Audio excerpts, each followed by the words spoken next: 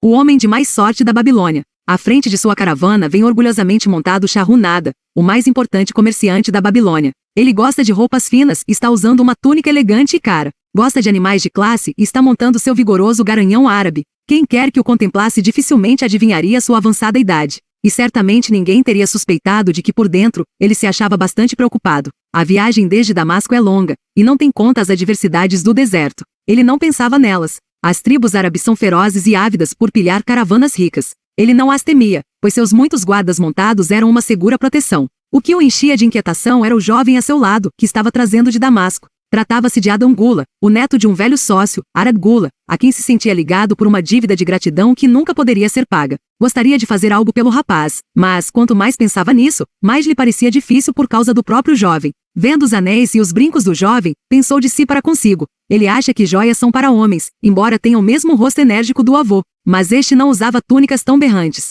Procurei, porém, trazê-lo na esperança de ajudá-lo a começar por si mesmo, e livrar da ruína, o que seu pai tem feito da herança deles. Adam Gula tirou-o de seus pensamentos. Por que trabalha tão arduamente, acompanhando sempre sua caravana em longas viagens? Nunca arranja tempo para gozar a vida? Gozar a vida? Repetiu Shahu-Nada, sorrindo. O que você faria para gozar a vida se estivesse em meu lugar? Se fosse tão rico quanto você, levaria a vida de um príncipe. Nunca montaria um animal para cruzar o tórrido deserto. Gastaria os ciclos tão rapidamente quanto viessem para minha bolsa. Usaria as mais caras túnicas e as joias mais raras. Seria uma vida a meu gosto, algo que realmente valeria a pena. Os dois riram. Seu avô não usava joias, disse Shahu-Nada, pensativo. Depois continuou brincando. Não reservaria tempo algum para trabalhar? O trabalho foi feito para escravos, respondeu Adam Gula. Shahu-Nada mordeu os lábios, mas não fez nenhuma réplica, seguindo em silêncio até que a trilha os tivesse levado ao declive. Ali freou a montaria, e apontou ao longe o vale verdejante. Veja, aí se acha o vale. Procure levar mais adiante seus olhos e entreverá,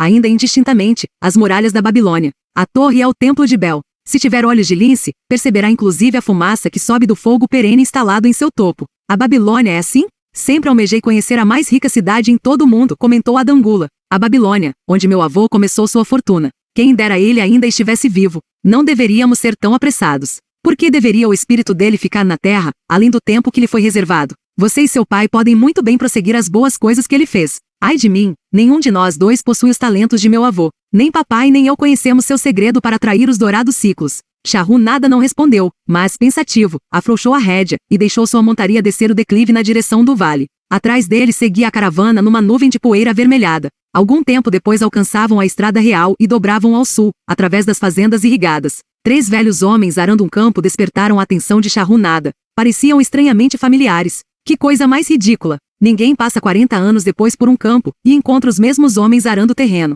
Mas alguma coisa dentro de si dizia que eram eles. Com uma força incerta, manejava o arado. Os outros conduziam com grande dificuldade os bois, batendo-lhes inutilmente com seus cajados, para obrigá-los a continuar puxando. 40 anos atrás tinha invejado esses homens. Com que felicidade teria então trocado de lugar com eles? Mas que diferença agora? Olhou com orgulho para trás, apreciando a caravana que o seguia, com seus camelôs e burros criteriosamente escolhidos, abarrotados de mercadorias valiosas trazidas de Damasco. E tudo isso era apenas uma parte de todos os seus bens. Ele apontou para os homens que trabalhavam a terra e disse: continuam arando o mesmo terreno onde se encontravam há 40 anos. E o que parece? Mas por que acha que são os mesmos? Eu os vi ali uma vez, respondeu Shahu-Nada. As recordações passaram como um raio por sua mente. Por que não podia enterrar o passado e viver no presente? E então viu como numa imagem, o rosto sorridente de Arad Gula. A barreira entre ele mesmo e o cínico jovem a seu lado dissolveu-se. Mas como podia ajudar um jovem enfatuado como este, com suas ideias de perdulário e as mãos cheias de joias? Podia oferecer trabalho à vontade para homens com boa disposição, mas não para aqueles que se presumiam superiores demais para exercerem um determinado ofício.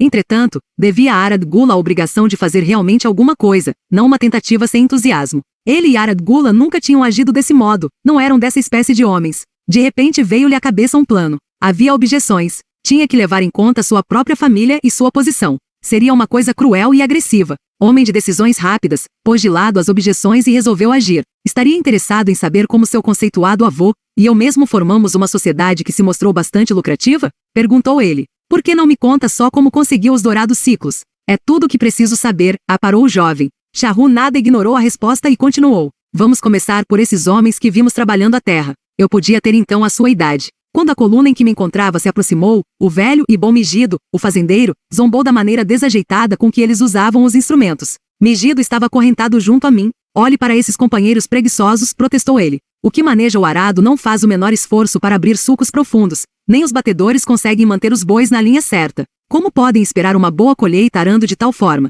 Disse que Megido estava acorrentado a você? Perguntou Adangula, surpreso. Sim, com argolas de bronze em volta do pescoço, e um pedaço de pesada corrente entre nós. A seu lado achava-se Zabado, o ladrão de ovelhas. Tinha-o conhecido em Arron. No final, vinha um homem a quem chamávamos de pirata, pois não nos dissera seu nome. Pensamos tratar-se de um marujo, porque trazia no peito uma tatuagem de serpentes entrelaçadas à moda do mar. A coluna era assim constituída para que os homens andassem de 4 em 4. Você estava acorrentado como um escravo? Perguntou Adangula, sem acreditar. Seu avô não lhe contou que eu já fui um escravo? Ele sempre falou sobre você, mas nunca insinuou nada a esse respeito. Ele era um homem a quem se podia confiar os mais íntimos segredos. Creio que também posso confiar em você, não é mesmo? Shahrunada olhou-o diretamente nos olhos. Você pode contar com o meu silêncio, mas estou perplexo. Conte-me como chegou a ser um escravo. Shahrunada deu de ombros. Qualquer homem pode acordar numa bela manhã como um escravo. Foi uma casa de jogo e o excesso de bebida que me trouxeram tal desgraça. Fui vítima das imprudências de meu irmão. Numa briga, ele matou seu amigo de copo.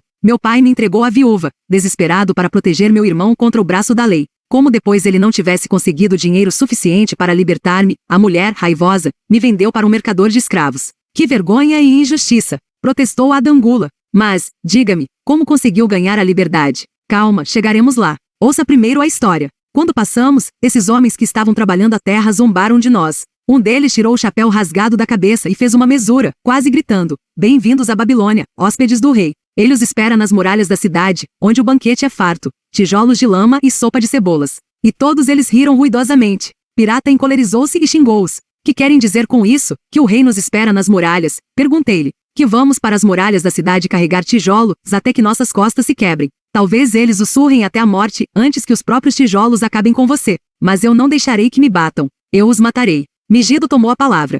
Não faz sentido para mim a ideia de Amós batendo em escravos diligentes, dispostos ao trabalho, até a morte. Os Amós gostam de bons escravos e tratam-nos bem. Quem quer trabalhar pesado? Comentou Zabado. Esses homens aí curvados ao arado são sujeitinhos espertos. Não estão quebrando as próprias costas. Só fazem de conta que estão dando duro. Você não próspera usando de malandragem, protestou Megido. Se conseguir lavrar um hectare, terá sido um bom dia de trabalho, e o amo reconhece isso. Mas se lavrar apenas a metade, isso prova que fez corpo mole no serviço. Eu não faço hora. Gosto de trabalhar e gosto de fazer um bom trabalho, pois o trabalho é o melhor amigo que já conheci. Ele me deu todas as boas coisas que já tive, minha fazenda, meu gado leiteiro, minhas colheitas, tudo. Vejam só quem fala. E onde estão essas boas coisas agora? Zombou Zabado. Imagino ser muito melhor continuar vivo e arranjar-se sem trabalho. Veja o meu exemplo. Se formos vendidos para perder o couro nas muralhas, serei destinado ao transporte de sacos d'água ou algum outro trabalho fácil, enquanto você, que gosta de pegar no pesado, estará quebrando as costas de tanto carregar tijolos.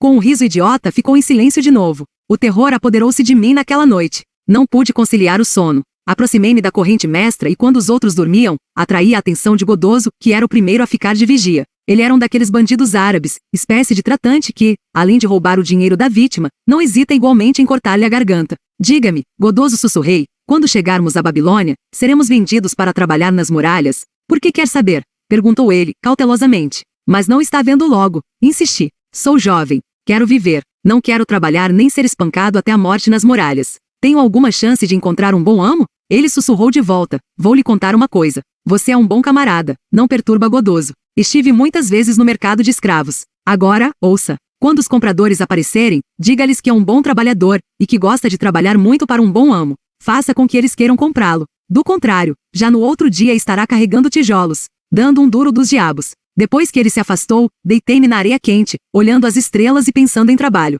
Megido teimara que este era o seu melhor amigo. Muito me surpreenderia se eu também viesse a ter a mesma opinião. Certamente teria se o trabalho me livrasse de tudo aquilo. Quando Megido acordou, contei-lhe baixinho minhas boas novas. Era nosso único raio de esperança quando nos pusemos em marcha para a Babilônia. No final da tarde aproximamo-nos das muralhas e pudemos ver as fileiras de homens, como formigas negras, subindo e descendo ladeiras íngremes. De mais perto ainda, ficamos impressionados com os milhares de homens trabalhando. Alguns estavam cavando no fosso, outros confundiam-se com a sujeira dos tijolos de lama. O maior número carregava os tijolos em imensos cestos através das trilhas escarpadas até os pedreiros. 1. Inspetores praguejavam contra os retardatários e desciam o chicote de couro de boi nas costas daqueles que não conseguiam ficar em linha. Víamos os pobres companheiros vacilarem esgotados e caírem sob o peso de seus cestos, incapazes de tornarem a levantar-se. Se a chicotada alcançava-lhes os pés, eles eram arrastados para o lado dos caminhos e deixados ali, contorcendo-se de dor. Logo seriam dragados para baixo, a fim de juntar-se a outros corpos jogados ao lado da estrada, esperando uma sepultura ímpia. Quando vi o pavoroso espetáculo, tremi da cabeça aos pés. Então era isso que esperava o filho de meu pai se não fosse vendido no mercado. Godoso tinha falado com razão. Fomos conduzidos através dos portões da cidade, até a prisão dos escravos e na manhã seguinte levados para a praça do mercado. Ali o resto dos homens achava-se petrificado de medo, e só o chicote de nosso guarda pôde convencê-los a adiantar-se para serem examinados pelos compradores. Megido e eu mesmo falávamos avidamente com qualquer homem a quem se nos permitia dirigirmos-nos. O negociante de escravos chamou soldados da guarda real, que algemaram o pirata e brutalmente o açoitaram quando ele protestou. Assim que o carregaram dali, senti uma grande pena dele. Megido percebeu que logo seríamos separados. Quando nenhum comprador se achava por perto, ele me falava com veemência para deixar marcado em minha mente como o trabalho seria valioso para mim no futuro. Alguns homens o odeiam. Fazem dele um inimigo. É melhor tratá-lo como um amigo, aprender a gostar dele. Não se preocupe com que seja árduo. Se pensar nisso como uma casa que você constrói, então quem se importa que as vigas sejam pesadas, ou que se ache distante o lugar aonde tem de apanhar água para o estuque? Prometa-me, rapaz, que se tiver um amo vai trabalhar para ele o mais arduamente que puder. Se ele não apreciar tudo quanto você faz, não se preocupe. Lembre-se, o trabalho bem feito traz satisfação a quem quer que o tenha realizado e torna o homem melhor. Ele se calou quando um fazendeiro troncudo aproximou-se do cercado, e nos olhou como quem examina uma mercadoria. Megido interrogou-o sobre sua fazenda e colheitas, logo convencendo o homem de que seria de grande utilidade para ele. Depois de uma violenta negociação com o vendedor de escravos, o fazendeiro tirou de sob a túnica uma gorda bolsa, e logo Megido seguia ao novo amo, saindo do campo de minha visão. Alguns outros homens foram vendidos durante a manhã. Ao meio-dia Godoso confiou-me que o vendedor estava impaciente, e que não ficaria ali mais uma noite, antes transferiria todos os que tivessem restado, ao pôr do sol, ao comprador do rei. Eu estava ficando desesperado quando um homem gordo, de aparência afável, aproximou-se de onde nos encontrávamos e perguntou se havia ali entre nós algum padeiro. Cheguei para perto dele, dizendo: por que deveria um bom padeiro como você procurar outro padeiro de talentos inferiores? Não seria mais fácil ensinar a um homem decidido como eu os seus preciosos talentos?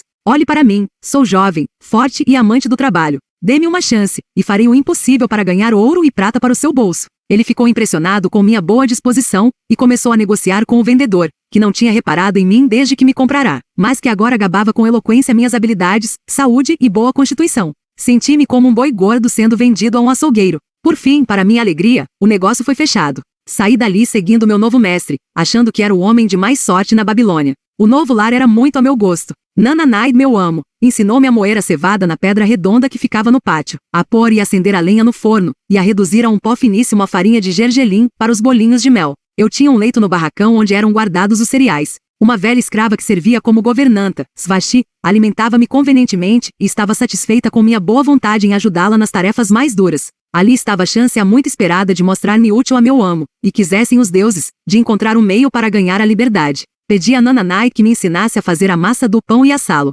Foi o que ele fez, muito animado com o meu interesse. Mais tarde, quando já dominava esse terreno, aprendi a preparar e assar os bolinhos de mel. A possibilidade de ócio encantou meu dono, mas Vasti balançava a cabeça, desaprovando. Não trabalhar é uma coisa ruim para qualquer homem, declarou ela. Achei que já era tempo de pensar numa maneira de começar a obter dinheiro para comprar minha liberdade. Como a feitura dos pães encerrava-se ao meio-dia, julguei poder contar com a aquiescência de Nananai se eu encontrasse uma ocupação lucrativa para a parte da tarde, e que ele não se importaria em dividir comigo os meus próprios ganhos. Tive a seguinte ideia: por que não assar uma quantidade maior de bolinhos de mel e vendê-los a homens famintos nas ruas da cidade? Apresentei o plano a Nananai, dizendo-lhe: se eu puder usar minhas tardes, depois que os pães estiverem assados, a fim de ganhar dinheiro para você, não lhe bastará senão dividir os ganhos comigo, para que eu possa ter o meu próprio dinheiro e gastá-lo com essas coisas que todo homem deseja e precisa. Mais do que justo, concordou ele. Quando lhe falei sobre o plano de vender nas ruas nossos bolinhos de mel, ele logo se entusiasmou com a ideia. Eis o que faremos, sugeriu. Você venderá cada 2 bolinhos por uma moeda de cobre. Metade das moedas ficará comigo para pagar pela farinha, o mel e a lenha para o forno. Dividiremos o que sobrar meio a meio. Fiquei muito feliz com seu generoso oferecimento, que me permitiria guardar para mim 1/4 das vendas. Naquela noite trabalhei até tarde para fazer uma bandeja onde empilhar os bolinhos. Nananai me deu uma de suas túnicas usadas, para me mostrar apresentável. Svasti ajudou-me a remendá-la e lavá-la. No dia seguinte assei uma quantidade extra de bolinhos de mel. Ficaram tostadinhos e tentadores sobre a bandeja, e percorri as ruas apregoando minha mercadoria. No princípio ninguém pareceu interessado, e isso me deu um grande desânimo. Prossegui, e já pelo final da tarde, à medida que as pessoas ficavam esfomeadas, os bolinhos começaram a sair, e logo minha bandeja ficou vazia. Nananai revelou-se contente com o meu sucesso e de bom grado pagou minha parte. Eu exultava com minhas moedas de prata. Megido tinha razão quando afirmava que um amo apreciava o bom trabalho de seus escravos. Nessa noite, eu estava tão exultante com meu êxito que quase não pude conciliar o sono, tentando imaginar a soma total dos ganhos em um ano, e de quantos anos precisaria para comprar minha liberdade. Como saía todos os dias com minha bandeja repleta de bolinhos, logo arranjei fregueses certos. Um destes não era outro senão seu avô, Arangula. Ele era um comerciante de tapetes e vendia para as donas de casa, indo de uma ponta a outra da cidade, acompanhado por um burro abarrotado de tapetes e um escravo negro para desdobrá-los. Ele comprava 2 bolinhos para si mesmo, e 2 outros para o escravo, sempre se detendo para conversar comigo enquanto os comia. Seu avô disse-me um dia uma coisa que nunca mais esquecerei. Gosto dos seus bolinhos, meu jovem, mas muito mais da maneira refinada com que você os oferece. Esse espírito de iniciativa pode levá-lo longe na estrada do sucesso. Mas como pode entender, Adangula, o que tais palavras de encorajamento podem significar para um escravo ainda jovem, sozinho numa grande cidade, lutando com tudo que tinha em si, para encontrar um modo de livrar-se das humilhações? À medida que os meses passavam, eu ia economizando cada vez mais os meus trocados. Meu alforje preso ao cinto ia começando a ganhar um peso bem gostoso. O trabalho estava provando ser meu melhor amigo, exatamente como dissera Megido. Eu estava feliz, mas Vashti mostrava-se preocupada. Temo que nosso homem esteja dissipando um tempo precioso nas mesas de jogo, disse ela. Não coube em mim de contente quando um dia cruzei com meu amigo Megido na rua. Ele conduzia ao mercado 3 burros carregados de verduras. Eu estou indo muito bem, disse ele. Meu amo aprecia tanto o meu bom trabalho que agora sou capataz. Como vê, ele me confia os negócios no mercado e inclusive mandou buscar minha família. O trabalho está me ajudando a recuperar-me dos meus grandes problemas. Algum dia me ajudará a comprar minha liberdade e ter de volta minha fazenda. O tempo foi passando, e Nananai tornou-se cada vez mais ansioso pelo meu retorno após a venda dos bolinhos. Ele ficava me esperando e avidamente contava e dividia nosso dinheiro. Chegou a estar comigo para que visitasse praças mais distantes e aumentasse as vendas. Frequentemente, eu ia além dos portões da cidade para atender os inspetores dos escravos que construíam as muralhas. Eu odiava aquelas desagradáveis visões, mas achei entre os inspetores fregueses liberais. Um dia fiquei surpreso ao ver Zabado, esperando numa fila para encher o cesto com tijolos. Ele estava pálido e alquebrado, as costas cobertas de chagas e lanhaduras devido ao chicote dos inspetores.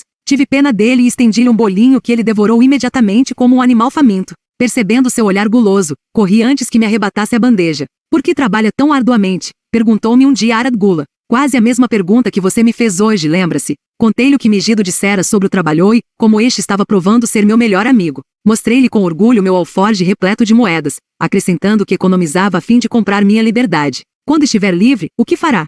Quis saber seu avô. Bem, respondi, tenciono tornar-me comerciante. Foi aí que ele me confidenciou uma coisa de que eu nunca tinha suspeitado. Aposto que não sabe que sou também um escravo. Formei uma sociedade com o meu amo. Alto lá. Interveio Adangula. Não ouvirei mentiras que ultrajem meu avô. Ele não foi escravo. Seus olhos faiscavam de raiva. Shahrukh nada manteve-se calmo. Respeito seu avô por ter superado o infortúnio, tornando-se um cidadão proeminente em Damasco. Acha que você, seu neto, é feito do mesmo molde? É homem suficiente para encarar a verdade, ou prefere viver alimentando falsas ilusões? Adangula endireitou-se na cela. Numa voz sufocada por profunda emoção, replicou.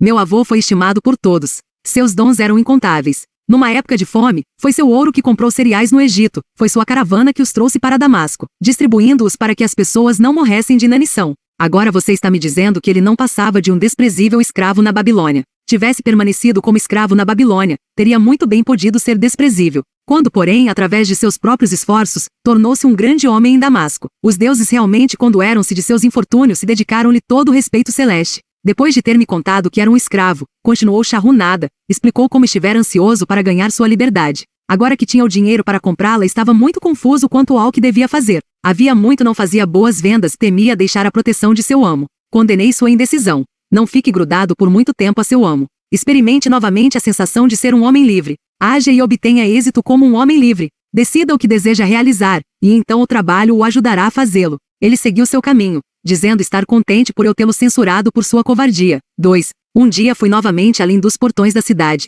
e fiquei surpreso ao encontrar uma multidão compacta ali reunida. Tentei informar-me a respeito, e um homem me disse, então não soube. Um escravo fugido que matou um dos guardas do rei foi trazido para a justiça, e ainda hoje será açoitado até a morte por seu crime. O próprio rei estará aqui em pessoa. O ajuntamento era tão cerrado em volta do pelourinho que temia aproximar-me sem que minha bandeja de bolinhos de mel não fosse atirada para o alto. Subi por isso a um recanto em obras da muralha de onde podia ver acima das cabeças das pessoas. Pude ter dali uma ótima visão do próprio Nabucodonosor, conduzindo seu carro de ouro. Nunca tinha contemplado tanta grandeza, túnicas tão magníficas e cortinas de pano dourado e veludo. Eu não podia ver o castigo, embora conseguisse ouvir os gritos lancinantes do pobre escravo. Admirava-me que alguém tão nobre como o nosso magnífico rei tivesse condições de apreciar aquele sofrimento, mas, quando vi que ele estava rindo e brincando com os cortesãos, percebi que ele era cruel e compreendi por que tarefas tão desumanas eram exigidas dos escravos que construíam as muralhas. Depois que o escravo morreu, seu corpo foi preso a um poste de madeira, por uma corda ligada a um de seus pés para que todos pudessem ver.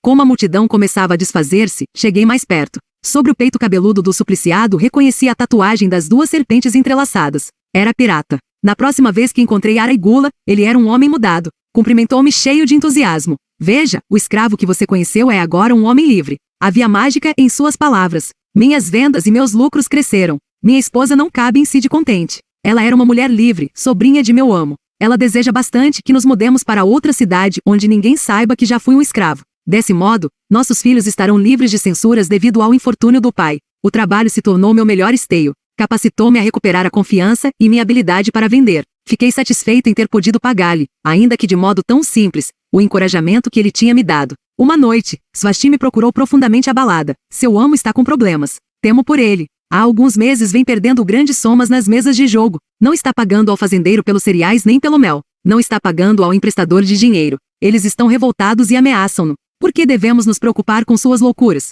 Não somos os seus responsáveis, respondi sem pensar. Jovem desmiolado, não está entendendo? Ele deu ao emprestador de dinheiro seu título de propriedade para garantir o empréstimo. Segundo a lei, o homem pode reclamá-lo e vendê-lo. Não sei o que fazer. Ele é um bom amo. Por quê? Porque tais problemas vieram cair sobre ele. Os temores de Svasti não eram sem fundamento. Enquanto me achava assando pão na manhã seguinte, o emprestador de dinheiro voltou com um homem chamado Sazi. Esse homem me examinou e disse que eu servia. O emprestador de dinheiro não quis esperar o retorno de meu amo, mas incumbiu Svasti de dizer-lhe que tinha me levado, sem levar comigo senão a túnica que estava vestindo, e o meu alforje com as moedas de cobre preso ao cinto. Apressaram-me a deixar o local, os pães ainda assando no forno. Fora arrancado as minhas mais queridas esperanças como o furacão desenraiza a árvore da floresta, atirando-a ao mar encapelado. Novamente uma casa de jogo e bebidas alcoólicas causavam minha desgraça. Sazi era um homem rude e grosseiro. Quando cruzava comigo a cidade, falei-lhe sobre os bons serviços que tinha prestado a Nana Knight, e disse-lhe que ele poderia esperar o mesmo tratamento.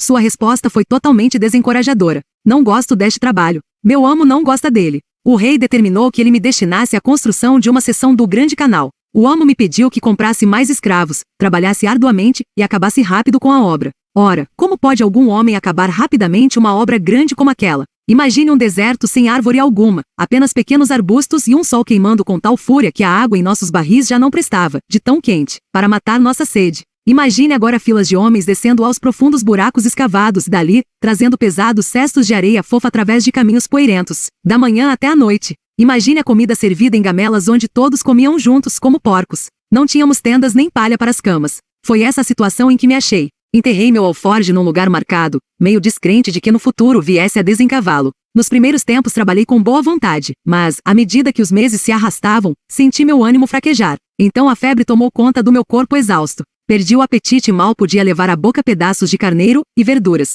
À noite via-me completamente vencido pela insônia. Em minha desgraça perguntava-me se o plano desabado não era mesmo o melhor, fazer corpo mole para não condenar o próprio corpo ao esmorecimento. Depois lembrei-me da última visão que tive dele e convenci-me de que o velho camarada estava errado. Meus pensamentos voltaram-se para a pirata e toda aquela amargura, e me perguntei se também podia ser justo brigar e matar. A recordação de seu corpo ensanguentado me mostrou que seu plano não tinha a menor serventia. Lembrei-me então da última vez em que vi Megido. Suas mãos mostravam calos imensos devido a trabalho árduo, mas seu coração era leve, e havia contentamento em seu rosto. Seu plano era o melhor, mas eu tinha tanta disposição para o trabalho quanto Megido. Ele podia não ter trabalhado tão duro quanto eu. Por que o meu trabalho não me trouxe felicidade e sucesso? Era o trabalho que trazia felicidade a Megido, ou isso acontecia devido à intervenção dos deuses? Estaria escrito que eu devia trabalhar a vida inteira, sem a satisfação de meus desejos, sem felicidade ou sucesso. Todas essas questões misturavam-se em minha cabeça, e eu não encontrava uma resposta sequer. Realmente, eu me achava lamentavelmente confuso.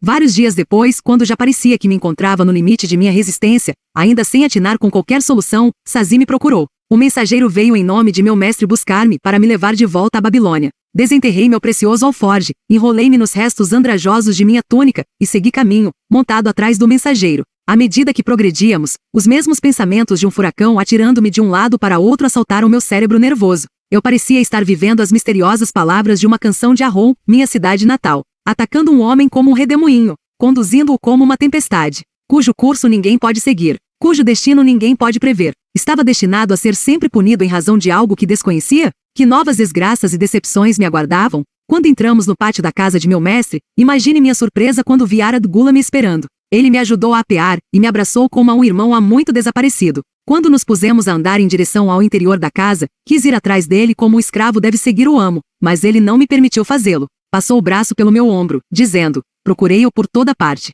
Quando já me dava por vencido, encontrei Svasti, que me falou sobre um emprestador de dinheiro, que me conduziu até seu nobre dono. As negociações foram difíceis por causa dele, que ainda me fez pagar um preço exorbitante, mas você merecia todos os sacrifícios. Sua filosofia e iniciativa foram minha inspiração para esse novo sucesso. A filosofia de Megido, não minha atalhei. A filosofia de Megido e sua. Graças a ambos, estamos indo a Damasco, e eu preciso de você como meu sócio. Veja, exclamou ele, em um momento você será um homem livre. Dizendo isso, retirou de sob a túnica a tabuinha de argila onde estava gravado meu título de propriedade. Levantou-a acima da cabeça e arremessou-a contra o chão de pedras. Com satisfação, esmagou com os pés os fragmentos até que se reduzissem a pó. Lágrimas de gratidão encheram-me os olhos. Eu sabia que era o homem de mais sorte na Babilônia. Como vê, o trabalho, no tempo de minhas maiores desgraças, provou ser meu melhor amigo. Minha disposição para o serviço capacitou-me a escapar de ser vendido para fazer parte das turmas de escravos nas muralhas. Isso também impressionou seu avô, que me escolheu como seu sócio. O trabalho é a chave secreta de meu avô para os seus ciclos de ouro? Perguntou Ardgula. Era a única chave que ele possuía quando o conheci, replicou Shahrunada. Seu avô adorava o trabalho. Os deuses apreciaram seus esforços e o recompensaram com liberalidade. Começo a ver, disse Ardgula, pensativo. O trabalho atraiu seus muitos amigos, que admiraram sua diligência e o sucesso que isso trouxe. O trabalho trouxe-lhe o respeito de que tanto gozou em Damasco. O trabalho trouxe-lhe todas essas coisas que aprovei. E eu que achava que o trabalho somente convinha a escravos. A vida é repleta de prazeres que os homens podem gozar, comentou Shahrunada. Cada um deles tem o seu lugar. Fico contente com que o trabalho não esteja restrito a escravos. Fosse assim, eu me veria privado de meu maior prazer. Não há nada que me dê uma soma maior de satisfação do que o trabalho. Shahrunada e Ardgula seguiram cobertos pelas sombras das muralhas torreadas até os maciços portões de bronze da Babilônia. À aproximação deles, os guardas ali postados tiveram a atenção despertada, e respeitosamente saudaram um honrado cidadão. Com a cabeça erguida, Shahrunada passou com sua grande caravana pelos portões e subiu as ruas da cidade. Sempre aspirei a tornar-me um homem como meu avô, confidenciou-lhe Ardgula. Nunca tinha percebido o tipo de homem que ele foi. Você me mostrou isso. Agora que compreendo, admiro ainda mais e sinto-me muito mais determinado a ser como ele. Temo que nunca lhe poderei pagar por ter me dado a verdadeira chave do sucesso dele. Daqui por diante usarei essa chave. Quero começar de maneira humilde, como ele, que convém à minha verdadeira posição muito mais do que joias e roupas finas. Assim dizendo, Ardgula arrancou as bugigangas que lhe pendiam das orelhas e os anéis que lhe enfeitavam os dedos da mão. Freando o cavalo, foi ficando um pouco para trás, até que voltou a seguir em frente, cheio de respeito, mas atrás do líder da caravana.